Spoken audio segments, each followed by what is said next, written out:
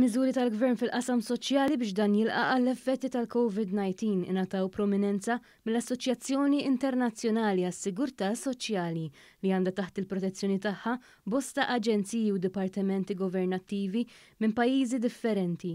F'analiżi dwar kif il-pajjiżi jipproteġu dan il-qasam tul il-pandemija, l-Assoċjazzjoni qalet li l-miżuri kollha tal-Gvern Malti flimkien ma' aġenziji bħal Malta Enterprise u d-Dipartimenti tas-Sigurtà Soċjali ikkontribwixxew bisħieħ biex il-popolazzjoni tiġi mħarsa mill-impatt ekonomiku u soċjali tal-kriżi.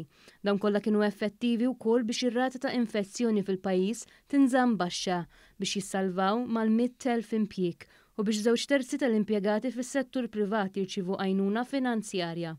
Hawn issemmiet ukoll il-ħidma li saret biex jitħarsu anzjani, persuni vulnerabbli u persuni b'diżabilità.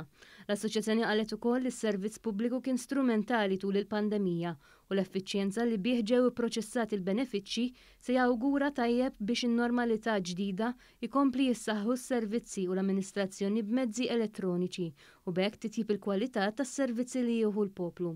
Ministru għas-Solidarjetà Soċjali Michael Falzon qal li huwa ta' sodisfazzjon kbir li pajjiżna ġinfaħar ukoll għal passi li ħa fil-qasam soċjali.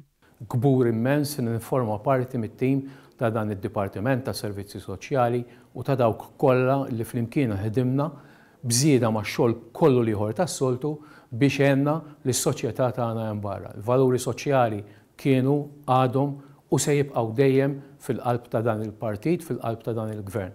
Rridu nħarsu l-qudiem issa lkoll flimkien u dak li nixxinna nagħmlu ċirkostanzi diffiċli konvint li nistgħu nagħmlu iktar u iktar f'dak li huma ċirkostanzi biex insejħulhom hekk daqsxejn iktar normali.